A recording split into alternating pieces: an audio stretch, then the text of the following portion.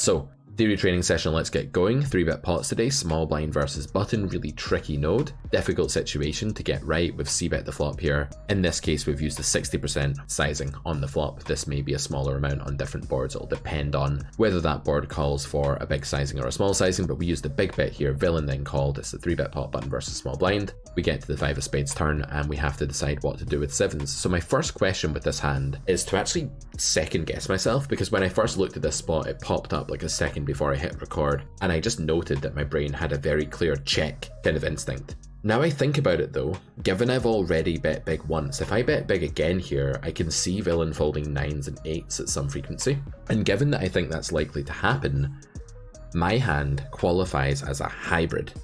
That's right, a hybrid hand is one that generates fold equity from better hands on the turn, also gets called by worse hands on the turn, and also generates a lot of denial of equity, like protects its equity well. So 7s really ticks all of those boxes. On the one hand, it gets villain to fold a hand like 8s or 9s sometimes.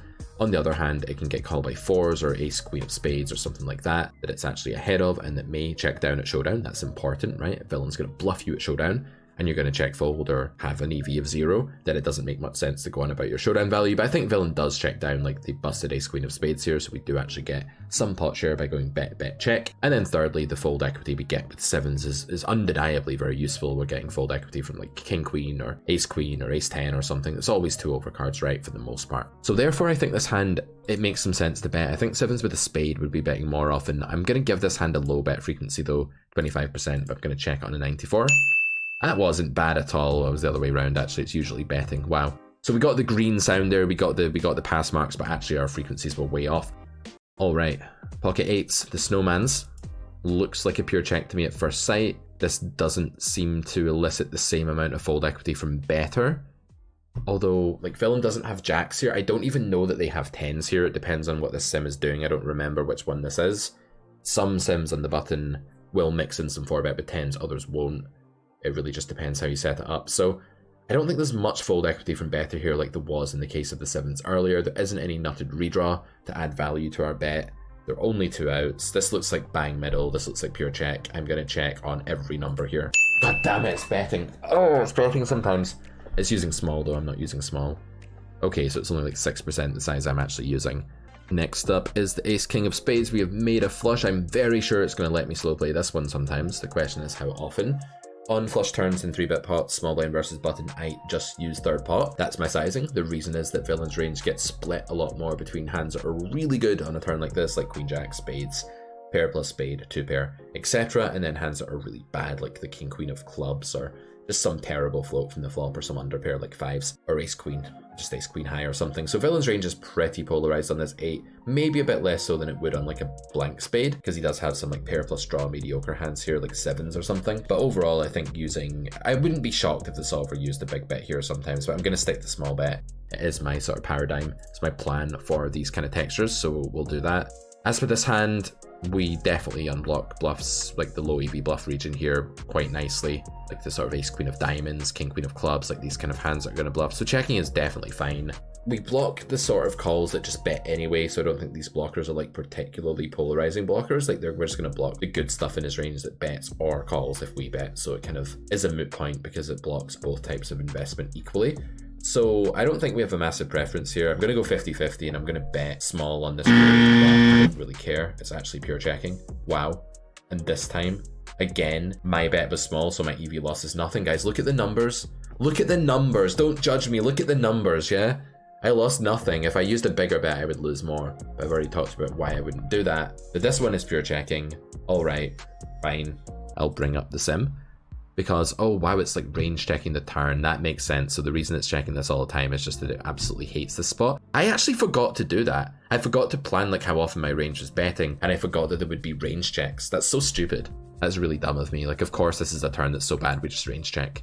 Wow, I don't know what happened to me there. I just had a lapse. So yeah, that's why it likes checking everything. It's because the range overall is in a really low EV spot and wants to check everything. It's not because of that particular hand. Wow.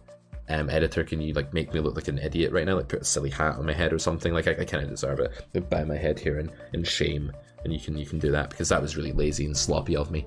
Like, villain is meant to bet fairly frequently here. There's going to be a lot of betting going on with all of the straights and flushes and stuff, but also sets are mostly betting all the time. I think pool will do that. Yeah, I don't think this is overstabbed actually. If anything, it could be understabbed by pool. Yeah, I'm just having a look at some of these mediocre hands, like King 10 is a pure check, Jack 10 is doing some betting. Yeah, it's hard to say, I think this is close. So I don't see a big exploit here, but what I do see is a range check. This is not a range check spot. If anything, this is a range bet spot. The king turn is amazing. You can use either B60 or B167 here. By far the simplest strategy and the way I'm going to play it is to range bet small again.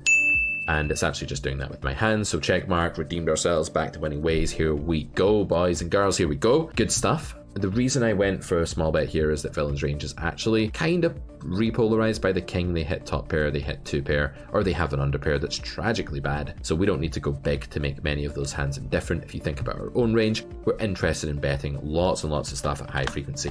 We may even be interested in betting like practically every time. Let's see what the solver says about that. We're betting practically every time with everything. Even if you have a hand like tens, you can go for a small bet. You get useful fold equity, villain folds an overcard. They call with a worst pair, something like that. They're still having to mix some call. With nines and eights, again, they can't just fold 100% of their under pairs. Probably the spot is overfolded. I don't think that people defend enough ace 4, ace 5, 10s, 9s, 8s here. So unfortunately, there's not really an exploit for that. You just have to do what's already good and just bet everything. But if anything, you could just use a small bet because it's just going to be the most overfolded sizing.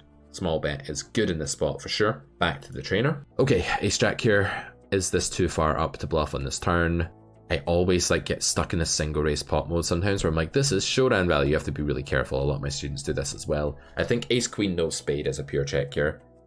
I think ace jack, it's going to depend on suits. I think ace jack with the ace of hearts is a pure check. I'm definitely checking on a 97. I don't think this hand will ever bet. I could be wrong.